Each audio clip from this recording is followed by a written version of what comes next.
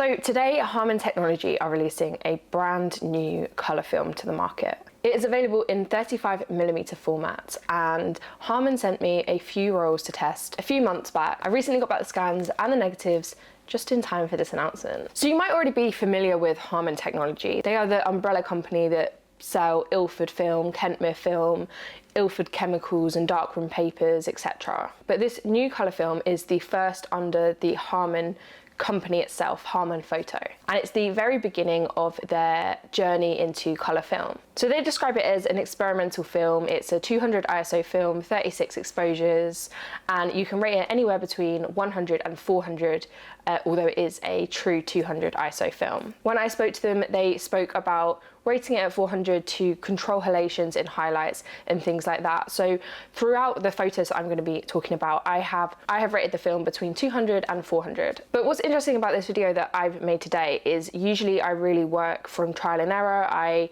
shoot something, I see the results, I try and improve on that. But for this video, I haven't seen any film by anyone else. I haven't had anything to go off in that sense. And I also didn't send off the film to get developed one by one. I got it developed all at once. So each roll I was going into as blindly as the roll before. So these are really my first attempts with the film stock and my true first impressions of the scans that I got back. So like I said, upon learning about Phoenix, I was explained about how you can shoot this stock at, from 100 to 400. It's a 200 ISO.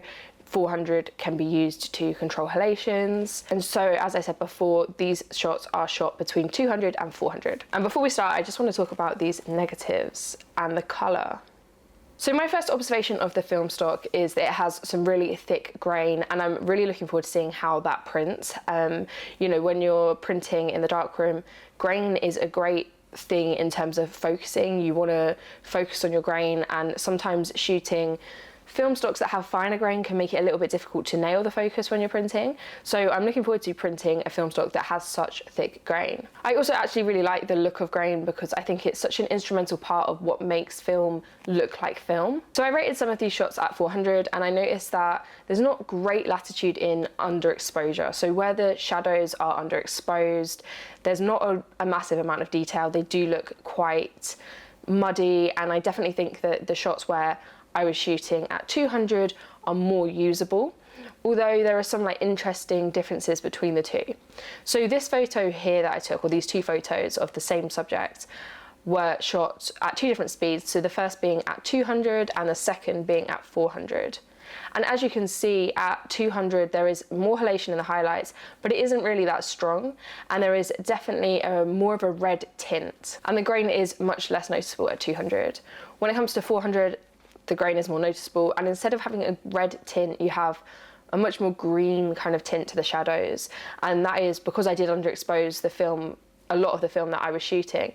That is quite a common theme throughout a lot of the photos that I'm going to be showing. Of course, we can't talk about colour film without talking about the way it actually renders colour.